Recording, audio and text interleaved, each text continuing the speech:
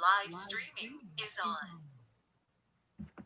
Então tá, pessoal. Boa noite para todo Boa mundo. noite. Então, que alegria. Oi, Luzi, que alegria. Boa noite.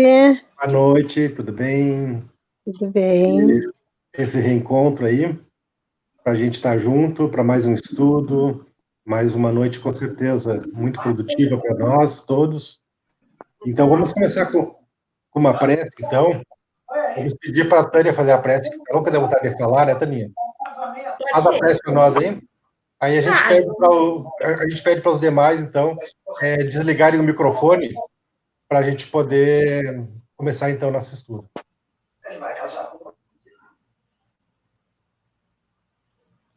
Convido a todos, então, para serenarem o seu coração, sua mente, elevar os seus pensamentos a Deus, a Jesus e a espiritualidade de luz, que sempre nos ampara, nos acompanha e nos orienta.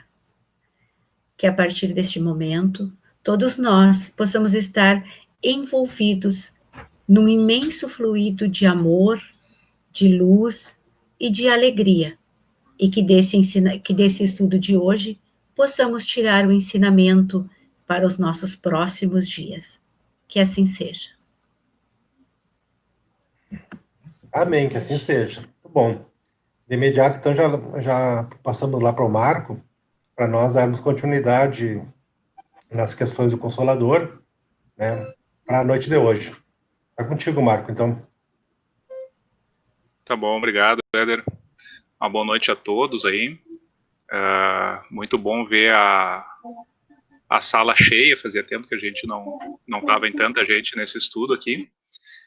Nós temos hoje gente nova aí, né? O Fred tá... Vou fechar teu microfone aqui, Fred, para não dar microfonia para nós. E eu vou começar só dando uma repassada sobre o que é esse estudo, né? Vou começar aqui compartilhando a minha tela com vocês.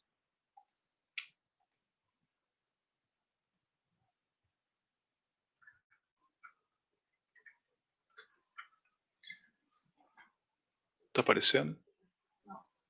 Apareceu ou não apareceu aí, pessoal? Não apareceu, Marco. Ainda não. Tá. Vamos lá, a internet hoje tá complicada aqui.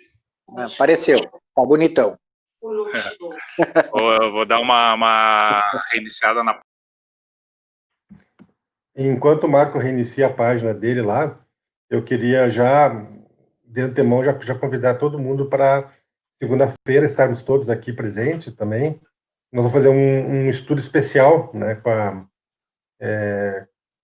com o assunto que surgiu aqui no nosso estudo da semana passada, né, interesse sobre a terapia de vidas passadas e regressão. A gente convidou a Mariane, né, psicóloga, e a Simone, que também é psicóloga e que trabalha bastante essas questões aí, como doutrina espírita também, e um pouco dentro da psicologia. Então, segunda-feira nosso vai ser de 2 horas, e especial com elas, né, conduzido aí por mim, pelo Marco aí, pela Lucia, para a gente poder fazer esse estudo aí de uma forma bem dinâmica. Tá bom, Marco?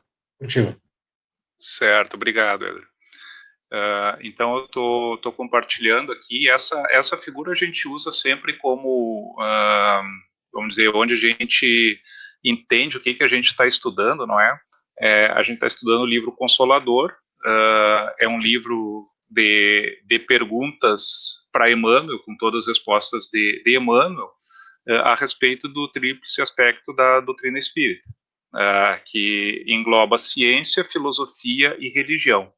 Então tem uma série de questões que a gente está trabalhando aí há um bom tempo já, não é? Nós já vimos toda a parte da ciência, não é? Vocês podem ver que a ciência desse vértice, né, ele é estudado aqui na aresta do triângulo.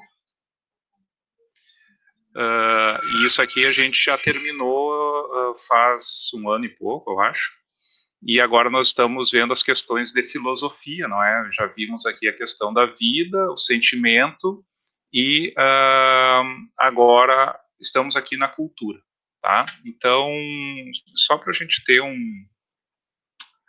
vamos dizer, se localizar um pouco onde que a gente está. E a última questão que a gente viu foi a 211, e agora vamos começar então a 212, tá? Que a gente está vendo questões relacionadas a intelectualismo, não é, relacionadas com a doutrina espírita. Então, nessa questão, é perguntado a Emmanuel se o homem sem grandes possibilidades intelectuais é sempre um homem medíocre, não é? Seria uma questão que consideraria, vamos dizer, que uma pessoa que não tem estudo, que não tem um desenvolvimento intelectual seria um medíocre, não é? E claro que o conhecimento que a gente já tem, ele já nos afasta dessa ideia, não é? Mas a gente aproveita sempre a questão para explorar outros conceitos e outros exemplos. Então, primeiramente, trabalhar a resposta de Emmanuel, tá? Então, ele nos traz o seguinte, que o conceito da mediocridade modifica-se no plano de nossas conquistas universalistas, depois das transições da morte, não é? Ou seja, o que nós consideramos medíocre no plano material, não é? Muitas vezes, vamos dizer assim, uma pessoa que a gente possa considerar pela humildade, pela pobreza, pela falta de estudo, como sendo uma pessoa medíocre, na verdade é um espírito evoluidíssimo, não é? Que veio em uma missão ou veio em alguma prova, não é? Passando por uma determinada situação. Então, depois, né, da transição da morte, depois que a gente se despe da carne, no caso, não é? A gente acaba vendo a verdade universal, não é? E ampliando esse conceito. Então, Emmanuel continua, né? Que aí no mundo costumais entronizar o escritor que enganou o público, o político que ultrajou o direito, o capitalista que se enriqueceu sem escrúpulos de consciência, colocados na galeria dos homens superiores, exaltando-lhes os méritos individuais com extravagâncias louvaminheiras, muito falais em mediocridade, em rebanho, em rotina, em personalidade superior. Né? Então a gente tem, vamos dizer, muitos ídolos que nós temos, não é? Acho que isso até quem acompanhou ontem o estudo das obras de André Luiz pelo Aloysio Elias, não é? Ele falou um pouco sobre os grandes palestrantes, não é? E vamos dizer que esse tempo tá acabando, não é? Porque isso que a gente exalta em muitas pessoas, muitas vezes eles são muito mais medíocres, não é? Do que pessoas simples. Medíocre do ponto de vista espiritual. Tá? Continuando aqui.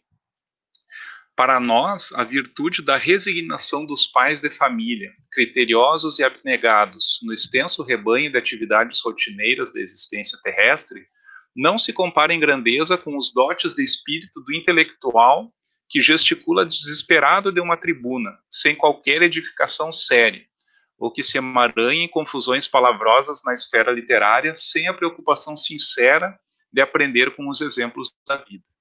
Não é? Ou seja, aquele pai, aquela mãe abnegados, né, na criação de um filho, muitas vezes eles estão sendo, vamos dizer, estão evoluindo muito mais, estão dando passos bem mais largos, não é? Do que aquele intelectual, aquele palestrante, aquele político, não é? Que parece que ele tem muita grandeza, não é?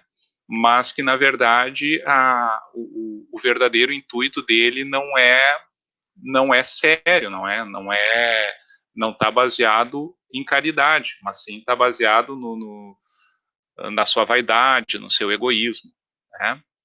O trabalhador que passa a vida inteira trabalhando ao sol, no amanho da terra, fabricando o pão saboroso da vida, tem mais valor para Deus que os artistas da inteligência viciada, que outra coisa não fazem senão perturbar a marcha divina das suas leis.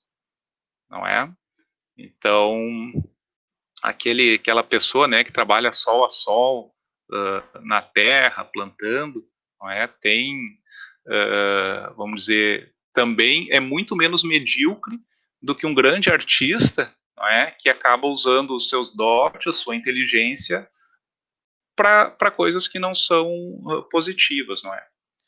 Vede, portanto, que a expressão de intelectualidade vale muito, mas não pode prescindir dos valores do sentimento em sua essência sublime, compreendendo-se, afinal, que o homem medíocre não é o trabalhador das lides terrestres, amoroso de suas realizações do lar e do sagrado cumprimento de seus deveres, sobre cuja abnegação erigiu-se a organização maravilhosa do patrimônio mundano. Então aqui Emmanuel termina a resposta dele, não é? Deixando no ar, né? Que primeiramente foi perguntado para ele se as pessoas sem grandes dotes intelectuais seriam medíocres, né? Então ele afirma que o homem medíocre não é o trabalhador, né? O trabalhador que trabalha de sol a sol, o pai carinhoso, não é? As pessoas humildes que estão cumprindo o seu papel. Ou seja, ele deixou no ar que, na verdade, o medíocre é aquele com grandes dotes intelectuais, não é? E que acaba utilizando em prol da sua vaidade, do seu orgulho. Tá? Queria saber se alguém gostaria de comentar alguma coisa com relação à resposta.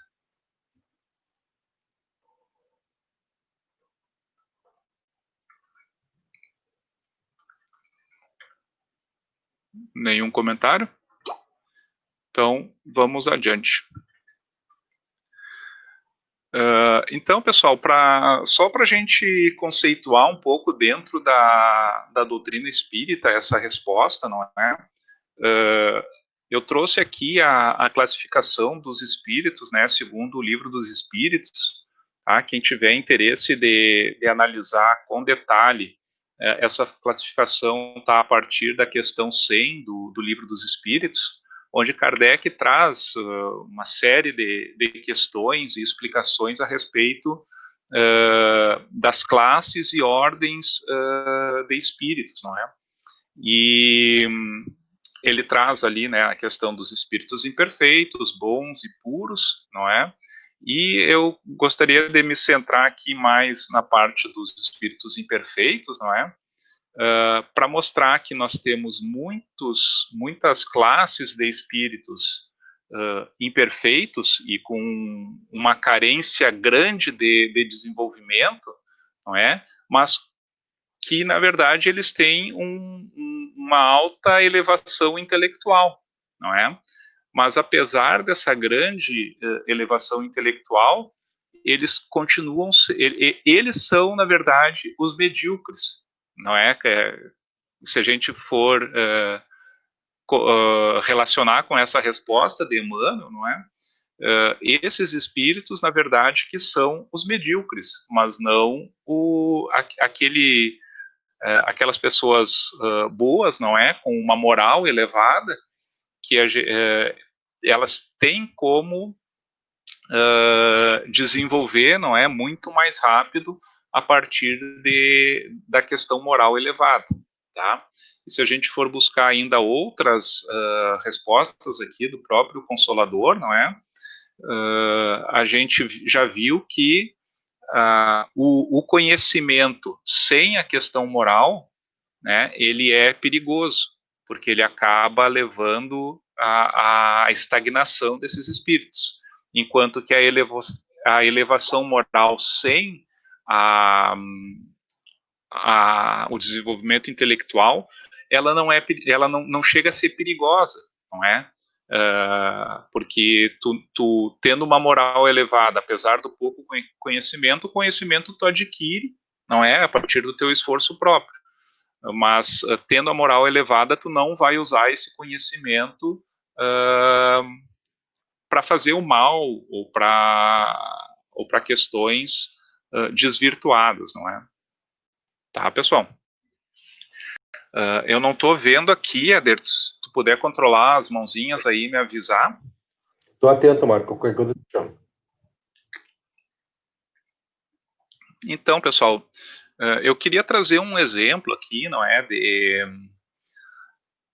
para a gente trabalhar um pouco essa questão ainda. Eu quis trazer para vocês esse exemplo aqui, ó. Vou falar um pouco sobre o Papa Gregório IX, tá? O Papa Gregório IX, ele foi Papa de 1227 a 1241, tá? Foi um grande, vamos dizer, expoente intelectual, não é? Ele estudou direito em Paris, Bolonha, era de uma alta classe aristocrática e intelectual da época, não é? Foi amigo pessoal de São Francisco de Assis, tá? Inclusive, foi ele mesmo que canonizou São Francisco 2 anos depois da morte dele, tá? E ele teve um grande trabalho, vamos dizer, intelectual na organização da Inquisição, não é? Ele foi o responsável por organizar a perseguição, não é? Para reprimir as heresias, que a gente já trabalhou bastante aqui, a questão da Inquisição, tá? Então, a gente pode pensar assim, não é? Um Papa com esse desenvolvimento intelectual, não é? A importância que ele chegou, né? A posição que ele chegou. Esse sim não é um espírito medíocre, não é? Mas se a gente for acompanhar vamos dizer, o caminho dele depois do desencarne dele, a gente vai encontrar o Papa Gregório IX lá no livro Libertação. Tá? Esse livro ele tá dentro da série psicografada por Chico Xavier do Espírito André Luiz, né, que é a vida no mundo espiritual.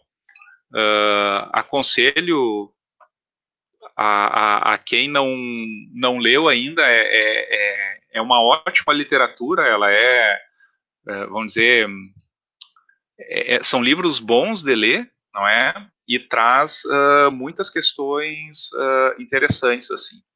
Então, o Papa Gregório, depois de desencarnar, ele acaba organizando, vamos dizer, numa região umbral, ele é como o juiz que julga um grande número de espíritos que desencarnam, não é? E ele se acha ainda vamos dizer, no papel do inquisidor, não é?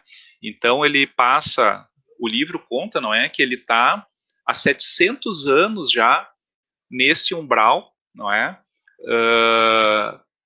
Vamos dizer, praticando o que ele considera a lei, não é?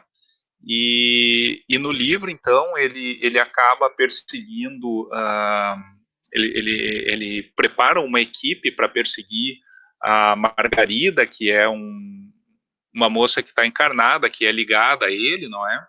E a mãe de Gregório, que ela está nas altas esferas, que é a Matilde, ela pede para se organizar vamos dizer, uma excursão do Gúbio, que seria o chefe dessa excursão, junto com o André Luiz e o Eloy, para procurar, vamos dizer, mudar a mentalidade do Gregório, não é? E, claro, eu não vou contar todo o livro aqui, não é? Mas o interessante aqui numa dessas passagens, não é, essa frase que eu trouxe aqui é uma conclusão do André Luiz, não é, depois de observar tudo que aconteceu com o Gregório, não é, ele diz o seguinte, que não devemos esquecer que a argumentação procede de um espírito poderoso nos raciocínios e que ainda não aceitou a iluminação do Cristo, idêntico, pois, a muitos homens representativos do mundo, obcecados pelos desvarios da inteligência. Não é? Então, quer dizer que um alto grau de inteligência usado para para o mal, não é? Acaba sendo muito mais perigoso, não é? Do que uma pessoa humilde, não é? Uma pessoa com pouco estudo, que aqui, né, se perguntou se seria uma pessoa medíocre, mas na verdade eu considero aqui, não é, a mediocridade, tu chegar num posto tão importante, não é, dentro do plano material, e depois tu cair tanto e por tanto tempo, não é, devido às próprias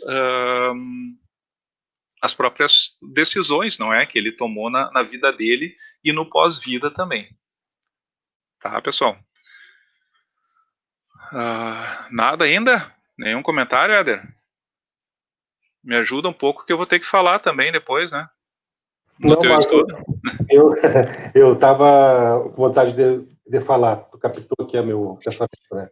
Interessante que ele coloca, né, essa mediocridade como uma aspiração, ou como uma condição, né, de seguir as leis divinas, né? E é incrível que toda vez que a gente se desvia das leis divinas, né, nós estamos agindo de uma forma medíocre como o mundo comporta, né? E sempre sendo empurrados, sempre sendo levados, né, a agir de acordo com o que Deus espera de cada um de nós, que na verdade são nós isso. Eu estou lembrando aqui, Marco, de um senhor que foi um dos meus mestres da iniciação espírita, né? Eu era muito jovem e graças a Deus eu tive assim alguns mestres. E um deles era o seu Moreninho, né? O apelido dele era o seu Moreninho. Eu nem sei o nome dele. Ele era um lenhador, né? E acho que não era um bom lenhador, porque numa mão ele tinha só os 3 dedos, né? Já tinha cortado no mato aí na função do exercício da função. E ele era um senhor analfabeto, do ponto de vista do mundo, assim, era uma pessoa medíocre, né? Grande grau de intelectualismo, mas na verdade era um espírito, né, encarnado de muita sabedoria. E ele, como analfabeto, então ele participava dos grupos de estudo naquela época, diferente do que é hoje.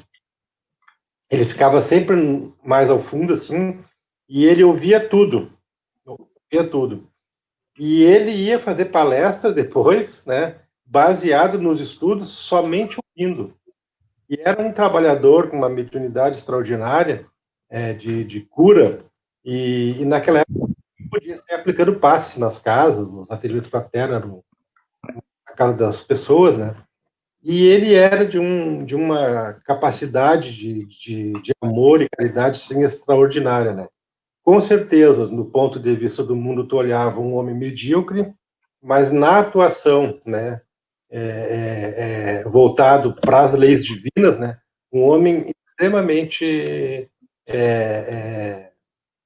ligado, conectado, né, com o coração na obra do Cristo, né. Então, eu tive o prazer de conviver com ele, aprender muito com ele, observando e vendo aquele homem rude, aparentemente matuto, né, mas de uma grandeza espiritual extraordinária, né. Um grande, querido amigo espiritual hoje que com certeza aí está trabalhando muito no plano espiritual. Obrigado, Éder. Eu queria complementar agora essa questão ainda com um pequeno conto do irmão X. Tá? Eu sempre acabo trazendo esses contos do irmão X que eu acho muito interessante, que numa história curta ele consegue passar bastante coisa, não é? E nesse livro, Contos e Apólogos, de Chico Xavier, não é? Psicografado por ele, do irmão X, Humberto de Campos, no caso, né? O nome do conto é O Candidato Intelectual. Tá? É um conto aqui que eu tenho guardado dentro dessa nossa parte de intelectualidade aqui. Estava guardando para a hora, vamos dizer, a melhor hora de apresentar ele, não é? Então, para a gente ter uma noção, não é, entre, vamos dizer, as pessoas humildes e as pessoas intelectuais, não é? Qual que estaria mais aberta para os ensinamentos do Cristo, não é? Então, nesse conto aqui, né, eu vou contar ele de maneira rapidinha, não é? Então, ele foi procurado, Jesus foi procurado, não é? Quando ele estava organizando ainda os seus discípulos, por um candidato, não é? Um candidato a discípulo, no caso, que ele se caracterizava por profunda capacidade intelectual, não é? Jesus recebeu ele, não é? E esse candidato, ele perguntou para Jesus, não é? Fez muitas questões a respeito do empreendimento dele, não é? Vamos dizer, como que seria o trabalho dele, o que era o tal do evangelho, não é? Então, Jesus explicou, não é, que o evangelho seria a luz das nações e ia se consolidar à custa da renúncia e do devotamento dos discípulos. Ensinaria aos homens a retribuição do mal com o bem, o perdão infinito com a infinita esperança, a paternidade celeste resplandeceria para todos. Judeus e gentios converter-se-iam em irmãos, filhos do mesmo Pai. O candidato inteligente, fixando no Senhor os olhos arguciosos, indagou: a que escola filosófica obedeceremos? As escolas do céu, respondeu o complacente. E outras perguntas choveram improvisadas. Quem nos presidirá a organização? Nosso Pai Celestial.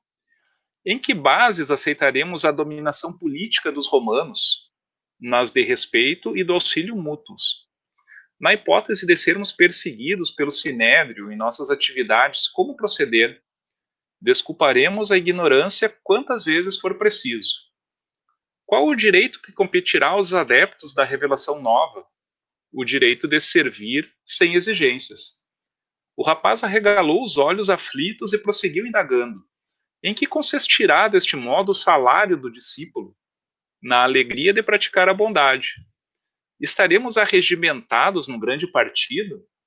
Seremos em todos os lugares uma assembleia de trabalhadores atentos à vontade divina. O programa permanecerá nos ensinamentos novos de amor, trabalho, esperança, concórdia e perdão.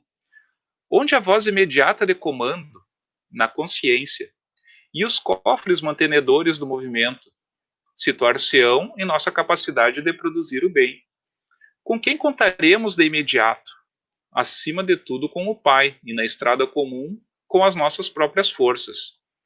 Quem reterá a melhor posição no ministério? Aquele que mais servir. O candidato coçou a cabeça, francamente desorientado, e continuou o fim da pausa. Que objetivo fundamental será o nosso? Respondeu Jesus sem se irritar. O mundo regenerado, enobrecido e feliz. Quanto tempo gastaremos? O tempo necessário. De quantos companheiros seguros dispomos para início da obra? Dos que puderem compreender-nos e quiserem ajudar-nos. Mas não teremos recursos de constranger os seguidores à colaboração ativa? No reino divino não há violência. Quantos filósofos, sacerdotes e políticos nos acompanharão? Em nosso apostolado, a condição transitória não interessa e a qualidade permanece acima do número. A missão abrangerá quantos países? Todas as nações. Fará diferença entre senhores e escravos? Todos os homens são filhos de Deus. Em que sítio se levantam as construções de começo aqui em Jerusalém? No coração dos aprendizes. Os livros de apontamentos estão prontos? Sim. Quais são? Nossas vidas. O talentoso adventício continuou a indagar, mas Jesus silenciou, sorridente e calmo. Após longa série de interrogativas sem respostas, o afoito rapaz inquiriu ansioso: Senhor, por que não esclareces? O Cristo afagou-lhe os ombros inquietos e afirmou: busca-me quando estiveres disposto a cooperar. E assim dizendo, abandonou Jerusalém na direção da Galileia, onde procurou os pescadores rústicos e humildes, que realmente nada sabiam da cultura grega ou do direito romano, mantendo-se, contudo, perfeitamente prontos a trabalhar com alegria e servir por amor sem perguntar. Então, esse conto eu achei fantástico para ilustrar essa questão. Não é? Muitas vezes o excesso da intelectualidade vai acabar nos afastando, não é, da evolução muito mais que nos ajudando. Pessoal, Algum comentário até aqui? O Jairo está com a mãozinha levantada. Pode falar, Jairo. Escutando a fala do Marcos, depois você trouxe também, né, Éder? E eu fiquei tentando entrar bem no sentido, assim, da palavra, né? Do contexto da palavra medíocre. Porque se a gente for entrar no sentido etimológico, medíocre é aquele que é do sentido médio, né? Do sentido que ainda não possui aquele cabedal de conhecimentos. E muitas vezes o medíocre ele também navega numa simplicidade, né? Na simplicidade das questões da própria condição espiritual que este ser está. Ou seja, nós todos somos medíocres, ainda no sentido de conhecimento real do que é a mensagem do Cristo. Mas a gente fica pensando o quanto existe potências para o mal que possuem um grau de inteligência muito alto que transcende essa condição de ser medíocre, né? Eles possuem uma habilidade, um adestramento tão afinado que supera as maiores inteligências, só que são focadas para o mal.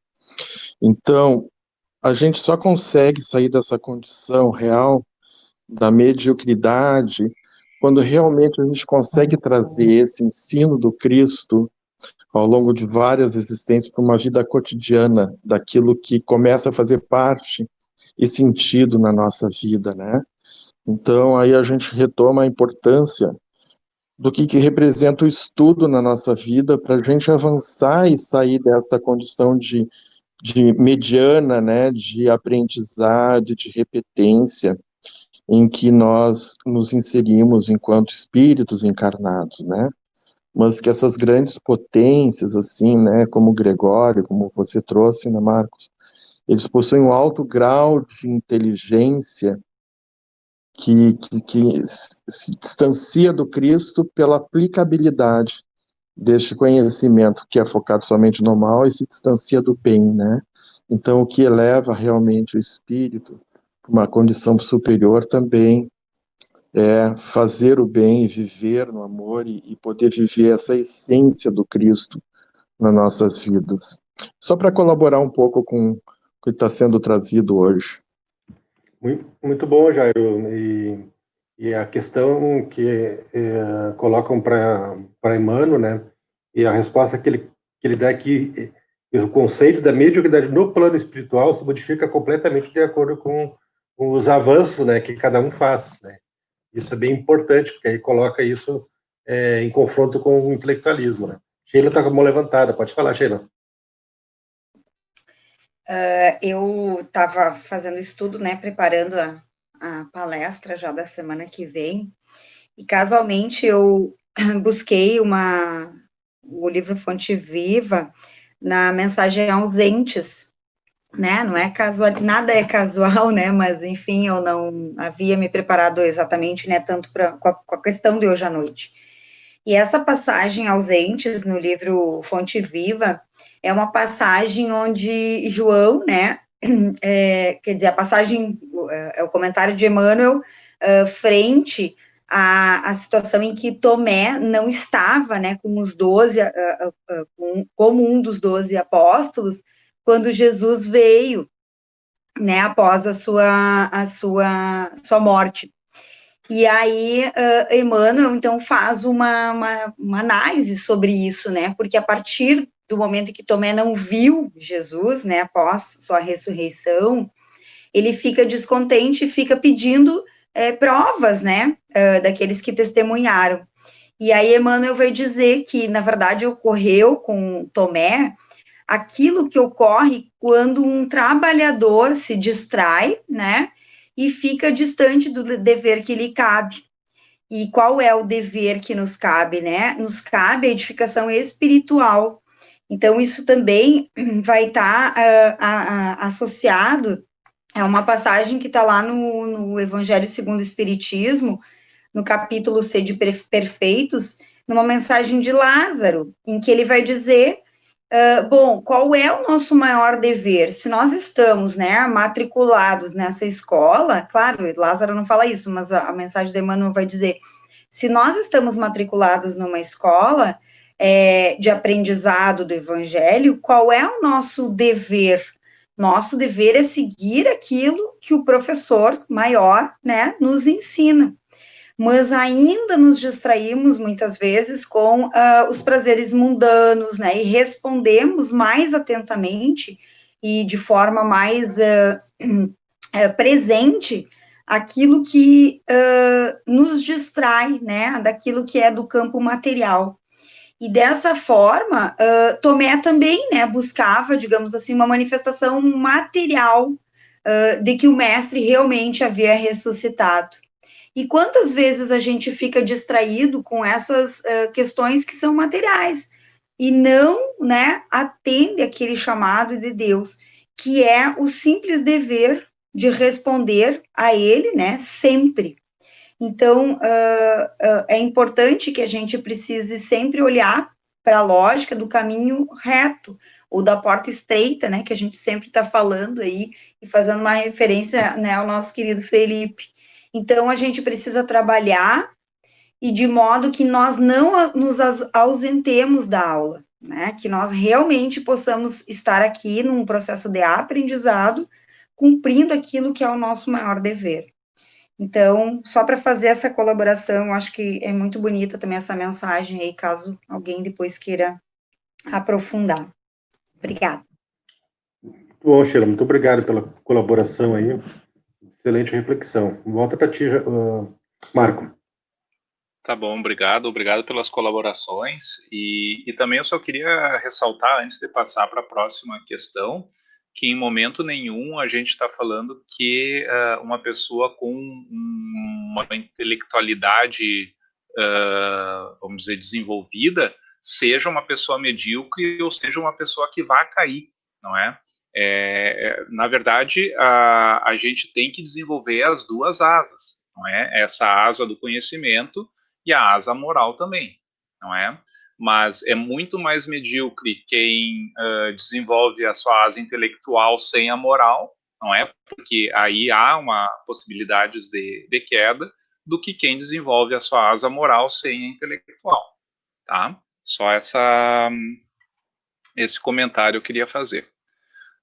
Voltando aqui então para as questões, a questão 213 se pergunta Emmanuel se devemos acalentar a preocupação de adquirir os elementos do chamado magnetismo pessoal.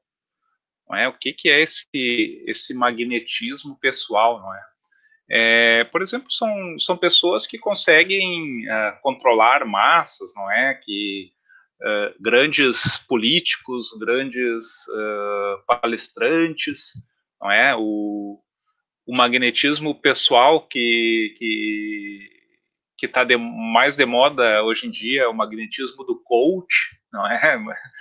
Ser coach é legal, não é? Então, a questão é se a gente deve acalentar essa preocupação, não é? Se através desse magnetismo pessoal a gente conseguiria uma maior evolução, um melhoramento, não é? E Emmanuel responde que essa preocupação ela é muito nobre, mas ninguém supõe a realizá-la tão só com a experiência da leitura de livros pertinentes ao assunto. Tá? Ou seja, não é uma coisa que se adquire nos livros, ou se adquire querendo, vamos dizer, adquirir um magnetismo pessoal. Não são poucos os que buscam essa literatura, desejosos de fórmulas mágicas no caminho do menor esforço. Todavia, o que é indispensável salientar é que nenhum estudioso pode conquistar simpatia sem que haja transformado o coração em manancial de bondade espontânea e sincera. Na vida não basta saber, é imprescindível compreender. Então aqui é uma questão muito interessante, não é? Que não é simplesmente saber, é compreender, não é? Por exemplo, assim, eu coloco vamos dizer, no meu dia a dia, não é? no meu, assim como de muitos outros aqui que são professores também, não é? Simplesmente chegar numa sala de aula e despejar para o aluno o que eu sei, não é? Muitas vezes gera uma aula ruim, não é? Vamos dizer, um desconforto dos alunos, um aprendizado ruim, não é? Mas a partir do momento que eu me entrego nessa minha tarefa, não é? Dividindo com os alunos aquilo, tudo que eu sei, procurando empreender esse conhecimento no melhoramento deles, não é? Aí são aulas muito mais aproveitadas, tanto pelos alunos quanto pelo professor, não é? Então, são essas questões aí, não é? Que não basta só o conhecimento, porque os livros ensinam, mas só o esforço próprio aperfeiçoa a alma para a grande e abençoada compreensão. Esquecei a conquista fácil, a operação mecânica, injustificáveis nas edificações espirituais. E volvei a atenção e o pensamento para o vosso próprio mundo interior. Muita coisa aí se tem a fazer, e nesse bom trabalho a alma se ilumina naturalmente, aclarando o caminho dos seus irmãos. Tá? Então, é muito mais a gente sentir, não é, aquilo que quer passar, e através muitas vezes das nossas boas ações, não é, a gente acaba gerando um magnetismo, não é, muito mais do que tentar chamar a atenção das pessoas de maneira artificial ou de maneira forçada, não é? Eu acredito que é isso aí que Emmanuel quis trazer nessa resposta. Algum comentário até aqui? A Taninha levantou a mão. Tá bom. Pode falar, Taninha. Enquanto eu estava te ouvindo, Marco, eu até anotei aqui do lado, não basta a gente saber, né? E aí tu entraste no exemplo da questão do professor que sabe e que chega lá para o aluno e apenas fala o que sabe. E aí me veio um raciocínio no sentido da questão didática nossa, né, na docência, que não basta a gente saber, nós precisamos achar, digamos, um caminho de fazer com que o nosso aluno também saiba disso. Eu preciso de posse desse saber que eu tenho, eu também preciso que o meu aluno tenha esse saber de uma maneira que ele compreenda e que eu compreenda que ele entendeu e que ele está de posse desse saber. E aí, transferindo um pouco isso para essa questão da nossa caminhada, né, com as pessoas com as quais convivemos, não basta saber, é preciso expandir esse saber através do outro, através do nosso irmão. E eu só vou conseguir compreender que esse saber que eu tenho, ou esse conhecimento que nós adquirimos aqui na doutrina espírita, se eu perceber que isso é vivenciado pelo meu irmão a partir daquilo que eu faço, que nada mais é que o exemplo da caminhada, né? Não sei se eu consegui chegar num raciocínio comum dessa questão. Perfeito, Taninho, eu acho que é isso aí mesmo, né? A questão da sala de aula, não é? Nos traz bastante esse exemplo, não é? E é o que tu falaste, né? É tentar passar para o aluno, não simplesmente despejando o que se sabe, mas mostrando para ele a importância daquilo que ele está aprendendo, aplicando no dia a dia dele, não é? Dentro da realidade dele, né? Para que aquele ensinamento é importante, não é? E muitas vezes só essa boa vontade, não é, que a gente tem de fazer as coisas, seja numa sala de aula, seja em qualquer lugar, não é, no nosso ambiente de trabalho, no nosso ambiente, na nossa casa, a boa intenção, ela acaba por gerar esse magnetismo que é o que foi perguntado ao Emmanuel, não é? Ou seja, que não é uma coisa que a gente vai estudar nos livros, mas é uma coisa que, primeiramente, a gente tem que desenvolver dentro de nós, não é? Nos melhorar, e daí, só pelo exemplo, a gente acaba gerando esse magnetismo. Tá?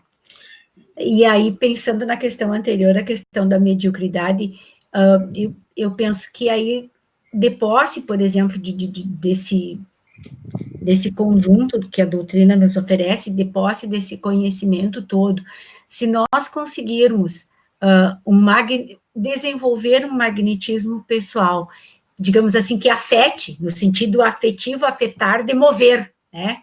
Não no sentido afetivo de mimimi, vem cá, meu querido, aí, mas no sentido de afetar, de fazer com que aquele meu irmão também consiga compreender aquilo que eu estou dizendo e aquilo que eu estou fazendo. Porque para nós não cairmos justamente na mediocridade, de termos o conhecimento, de falarmos desse conhecimento para alguém e daqui a pouco não termos isso internalizado moralmente nos nossos pensamentos, nas nossas atitudes, enfim, no nosso dia a dia. Muito bem, Taninha. É importante essa colocação, né? Que é uma linha muito tênue, né? Entre a mediocridade, o intelectualismo, né? Do que a vibração, né? Tem que vibrar junto, né? Para que isso consiga transformar em magnetismo positivo, né? Ângela, tu tá com a mãozinha levantada? Sim, tô. O Marco estava comentando das grandes lideranças e de como ser um líder, né? E aí me veio 3 exemplos distintos de uma liderança que foi imposta, né? Que foi de Hitler. Foi uma liderança totalmente imposta, agora vai ser assim e todo mundo vai fazer isso. E olha como repercutiu. E o outro lado que eu pensei foi em Gandhi, né? Que uma pessoa que foi totalmente humanitária, tinha muita inteligência, mas muito mais humildade, e ele era um líder nato, e eu acho que é um grande exemplo. E o maior magnetismo, né, pessoal, de todos que já teve, que foi Jesus, né? Era isso. Perfeito, Ângela. E assim tu já dá um spoiler para o nosso último material dessa questão. De novo. Que é justamente eu peguei essa mensagem do Pão Nosso, né, número 110, que ela se chama magnetismo pessoal. Tá?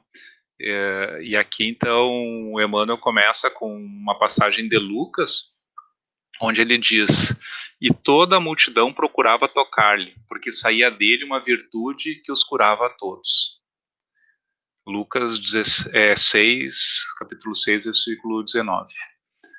Na atualidade, observamos toda uma pleiade de espiritualistas eminentes, espalhando conceitos relativos ao magnetismo pessoal, com tamanha estranheza, qual se estivéssemos perante verdadeira novidade do século XIX. Tal serviço de investigação e divulgação dos poderes ocultos do homem representa valioso concurso na obra educativa do presente e do futuro. No entanto, é preciso lembrar que a edificação não é nova. Jesus, em sua passagem pelo planeta, foi a sublimação individualizada do magnetismo pessoal, em sua expressão substancialmente divina. As criaturas disputavam-lhe o encanto da presença, as multidões seguiam-lhe os passos, tocadas de singular admiração. Quase toda a gente buscava tocar-lhe a vestidura. Dele emanavam irradiações de amor que neutralizavam moléstias recalcitrantes. Produzia o mestre, espontaneamente, o clima de paz que alcançava quantos lhe gozavam a companhia. Se pretendes, pois, um caminho mais fácil para a eclosão plena de tuas potencialidades psíquicas, é razoável aproveites a experiência que os orientadores terrestres te oferecem, nesse sentido. Mas não te esqueças dos exemplos e das vivas demonstrações de Jesus. Se intentas atrair, é imprescindível saber amar. Se desejas influência legítima na terra, santifica-te pela influência do céu. Tá? Então, aqui, essa última frase, ela resume bem essa questão de, vamos dizer, como desenvolver esse magnetismo, não é? Sabendo amar, não é? E procurando essa questão de santificar, a gente pode pensar, traduzir mais para a nossa realidade, não é? Melhorar-se, não é? Pela influência do céu. Sempre que a gente vai se melhorando, a gente vai aumentando, então, esse magnetismo pessoal aqui, como trouxe Emmanuel. Agora acredito que não temos mais tempo de começar a próxima questão, então deixo aberto aqui também para novos comentários. Tá mudo, Éder. Excelente reflexão, Marcos. Essa minha última mensagem é extraordinária, né? E a gente vê quantos que se perdem, né, com pseudo-magnetismo, ou até mesmo os têm, e no meio do caminho se desviam, né, utilizando essa atração magnética, né, para abusos e uma série de outros fatores, né. Isso a gente tem N exemplos, né. Um exemplo muito grande também, assim, de magnetismo positivo, digamos assim, uma mãe quando um filho cai, né? Quando a criança cai, ela corre para onde? Para o abraço da mãe, né? Para se servir desse magnetismo amoroso, né? Que a atrai como um imã, né? Isso é uma coisa muito, muito importante, né? E também a gente não pode esquecer de que quando a gente ouve alguém, a distinção entre a retórica, né, e vibração, esse magnetismo voltado para o bem, é quando a gente toca na pessoa, né? A gente sente no aperto de mão se a pessoa está sendo sincera contigo ou não, né? A gente não fala, mas a gente sente num abraço. Se aquele abraço ele é real ou não, né? A gente sente isso. Então, é como tu diz, não adianta chegar um professor e atirar matéria se ele não tiver essa vibração, né, para chegar junto, e isso tu não expressa, né, tu emana. E isso é fruto do uso correto da intelectualidade e também com a certeza, o uso dos bons sentimentos, né, que é aquela vocação de estar perto, envolver as pessoas, carregar junto, né. Jesus era o educador por excelência, né?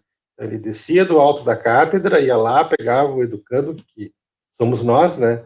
E conduz junto, leva para os caminhos, né? Com aquela vibração amorosa de irmão, que é guia, que é modelo e que quer nos conduzir pelo caminho do bem, né? São exemplos, assim, de amorosidade, de magnetismo pessoal, que transformam e que elevam e que auxiliam no progresso de cada um.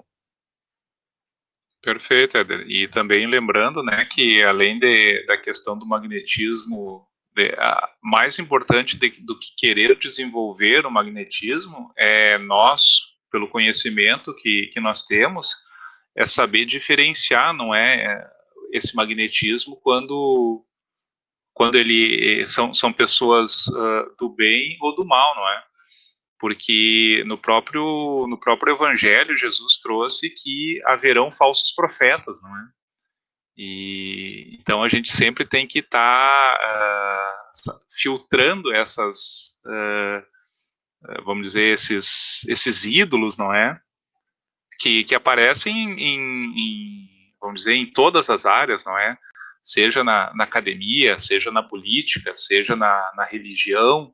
Não é? A gente sempre vai ter pessoas com magnetismo que realmente têm boas intenções e aquelas que estão usando isso, não é, para atrair multidões e impor as suas ideias de alguma forma, não é?